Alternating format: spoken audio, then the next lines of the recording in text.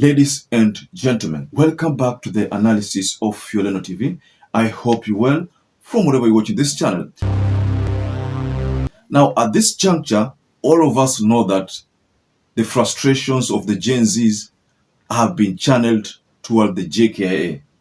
But very few of us know why the Gen Zs chose JKIA.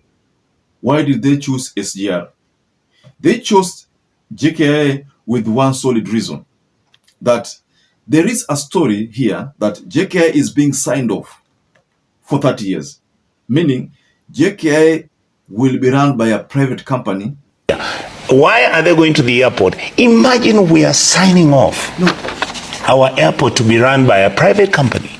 No, so I want us to explore this matter. This is the reason why Gen Zs are really angered by the fact that that is happening. Mind you, there's a clause in the I think last year or early this year that was voted for to allow the government to sell properties or to sell properties without engaging the parliament. Earlier on, it was not possible.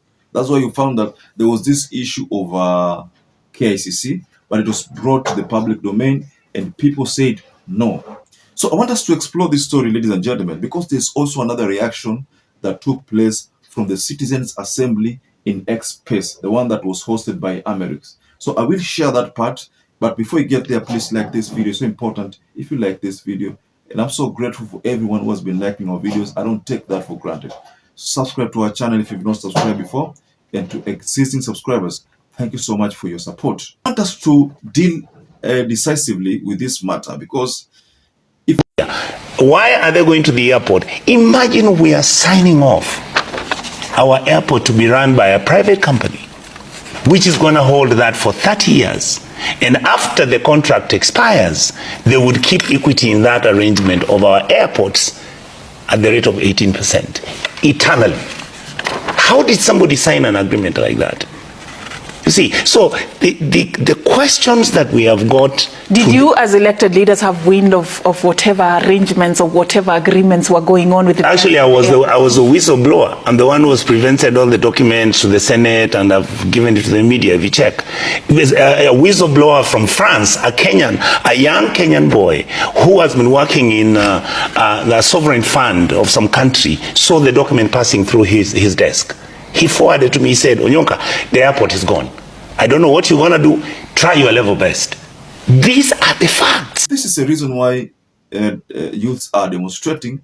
Then I think they have a valid reason why they should continue demonstrating. I always thought that the main reason was to kick out those names of the CS nominees. But the fact here remains that it could be that the reason why they were demonstrating is because of JKIA signing off of JKIA. And JKIA is an asset of Kenya. If you give it to an outsider to manage it, an outsider will bring outsiders to run it.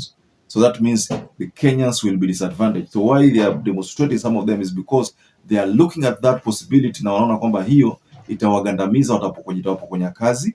Now if that trend continues, other parastatals or other entities will also suffer the same. Now if that should continue again, then it means the people of the Republic of Kenya, the youths, will lose jobs. That is what it means, ladies and gentlemen. So this story has been dealt with extensively in the audio that I'm about to share with you. That is from X-Space Citizen Assembly that was hosted by Amerix. So just listen to what the youths or Kenyans responded or reacted to when it came to this issue of JKIA accusation by a foreigner. And just to give my contribution, I was supposed to pick up from where Nelson had highlighted a few issues concerning the JKIA takeover case. I wouldn't want to belabor myself and go over the issues that he had already mentioned. But what people need to understand is that whereas we're being told that there's a company from India that has been contracted to upgrade and develop our national airport, what is really happening is a complete takeover. And I will summarize it very briefly so that everybody understands. What is happening right now is that a PIP model of renovating and developing the airport has been submitted and has been approved.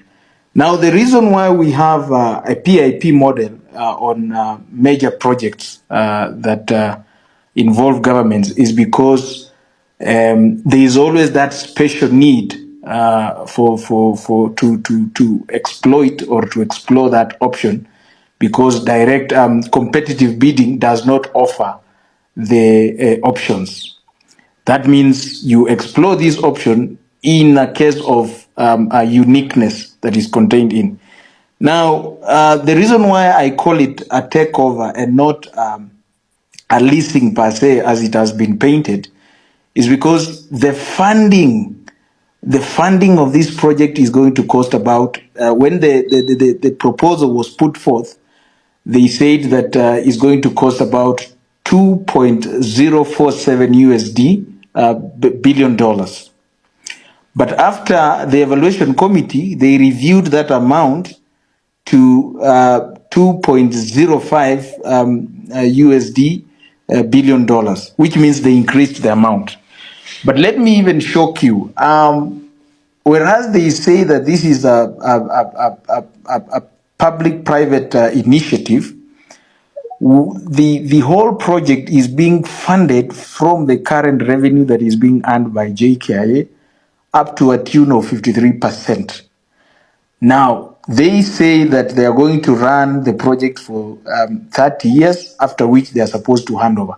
You see, the model they're trying to paint is like that one that we've seen working with the expressway, whereby a private investor comes in, does an infrastructure or a project, manages it, recovers their initial capital, then hands over the project to the government. But what is happening here? This company is not putting even a single shilling into this company. And this is how they are doing it. 53% is being funded by the current revenue earned by JKIA. Then 33% is going to be funded by a loan which they want to take using the title deed of the land that is owned by JKIA. And then they are telling us that 14% is going to be funded by an investor. And we all know, I'm sure you can all understand that if someone in the Kenyan context talks of an investor, we know what that means. But more shocking is this. At the end of the process of the 30 years, when they have recovered their 2 billion, which they have allegedly invested at this point, they are supposed to be paid again 2 billion at the end of the 30 years. So which means they allegedly put in 2 billion, which in the real sense they never put it. And at the end of it, they're going to recover 2 billion US dollars in a span of 30 years. Then at the end of the 30 years, they will demand again to be paid 2 billion. So that's 4 billion US dollars. Then they will own a lifetime stake of 21%. So clearly you can see this is someone that is domiciled in this country trying to secure their financial freedom for their children and perhaps the fourth generations to come. So it is a very serious issue that everybody needs to keep on looking at it. We are compiling the petition, and by next week we should have filed the petition, and we'll keep on sharing and updating Kenyans the status of the petition. Obviously, by the look of the materials that have been placed before me, it is highly likely that the court is going to stop the whole process so that a complete audit can be done and Kenyans can understand. And so Kenyans, this is just but one of the issues that is happening in one of the parastatos. So as a way forward, we also need to start demanding for a cleanup of most of the state corporations in this country. And that's where actually the problem is, because government offers services to Kenyans through state corporations. Very well, ladies and gentlemen. That is what I was telling you about. So I think now you understand why youths are demonstrating. Just go below in the comment section and you can offer a reaction regarding that part. So perhaps if you're watching this video and you're not subscribed, take 1 second and subscribe, like this video. Until you catch up again, stay safe and stay blessed.